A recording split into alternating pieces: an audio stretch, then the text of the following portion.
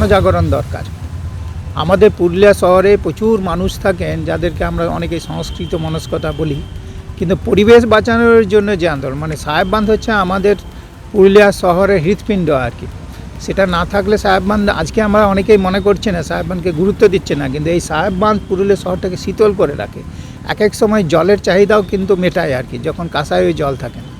তো সেটা যদি মানুষ যদি সজাগ না হয় মানুষকে, এখন আমরা যেমন এই বছর করেছিলাম শুধু সাহেব বাঁধ নয়, শহরগুলির যতগুলো পুকুর আছে বাঁধানোর জন্য আমরা প্রায় 1 মাস ব্যাপী একটা সিগনেচার ক্যাম্পেনিং করেছিলাম।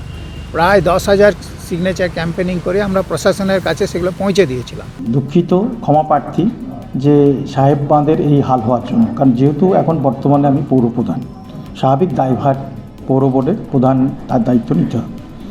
আমরা সাহেব বাঁধ চেষ্টা করছিলাম বিভিন্নভাবে, আর্থিক সমস্যায় জর্জরিত আমরা।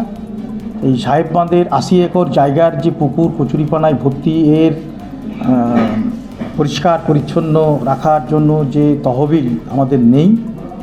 জেলা শাসককে জানিয়েছিলাম, উনি সিএসআর গ্র্যান্টে একটি জেলা পরিষদের মাধ্যমে আইসিআই ব্যাংকের থ্রুতে একটি মেশিন দিয়েছিলেন। সেই মেশিনটি অকেজো হয়ে গেল, কোনো ফাংশন করছে না, কারণ যে পরিমাণে কচুরিপানা, যা গ্রোথ, যা লেন্থ, তাতে ওই মেশিনের পক্ষে সোলার সিস্টেমে বা ব্যাটারি চালিত মেশিন ফাংশন করতে পারবে না। অনুষ্ঠান বাড়ি, বিয়ে বাড়ি, লজ, রেস্তোরাঁ, এগুলো হচ্ছে কাঠগোলা মেশিন ওখানে চলছে। তো এত রকম সমস্যা আছে, এই কীভাবে কী করা যায়, পুরো বিষয়টা নিয়ে বসতে হবে, আলোচনা করতে হবে, জনমত যেভাবে আসবে সেইভাবে আমরা সিদ্ধান্ত নেব।